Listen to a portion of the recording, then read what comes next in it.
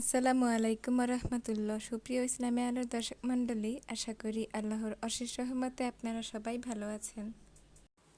আজকে জানাবো মহিলাদের যে দুটি কারণে নামাজ কবুল হবে না এই ব্যাপারে।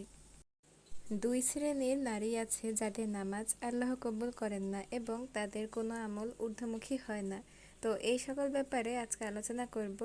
যারা আমার চ্যানেলটি এখনও সাবস্ক্রাইব করেনি তারা এখনই সাবস্ক্রাইব করে দিয়ে পাশেই থাকুন। তো চলুন শুরু করা যাক। প্রথম নম্বর হলো সেন্ট ব্যবহার করে বাইরে গমনকারিণী মহিলা।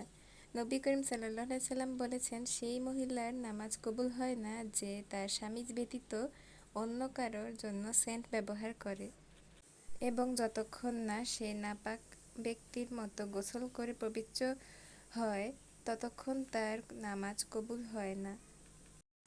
এই হাদিস থেকে বোঝা যায় পরপুরুষের জন্য সুগন্ধি ব্যবহারকারী মহিলার নামাজ কবুল হবে না। হযরত জাবের রাদিয়াল্লাহু তাআলা আনহু বর্ণনা করেন, রাসূল সাল্লাল্লাহু আলাইহি সাল্লাম বলেছেন, তিন ব্যক্তির নামাজ কবুল হয় না এবং তাদের কোনো আমল ঊর্ধ্বমুখী হয় না।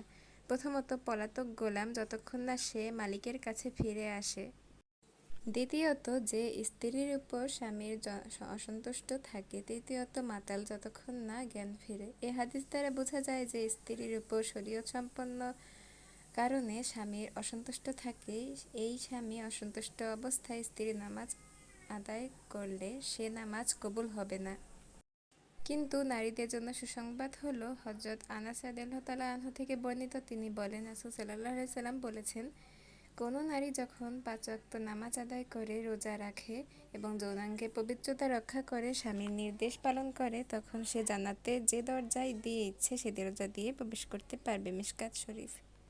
কিন্তু অনেক স্বামী রয়েছে বদমেজাজি, ছোটোখাটো কারণে স্ত্রীকে গালিগালাজ দেন, তার উপরে অসন্তুষ্ট হয়ে বসেন। আল্লাহর দৃষ্টিতে এ সকল স্বামী অসন্তুষ্টির পেছনে সুস্পষ্ট কোনো কারণ থাকতে হবে। যদি তার স্ত্রীর ভুলের কারণে হয়ে থাকে তবেই সে গুনাহগার হবে। আল্লাহর প্রত্যেক মা বোনদের হেফাজত করুক এবং এ সকল ভুল থেকে শুধরে নেওয়ার জন্য তৌফিক দান করুন, আমিন।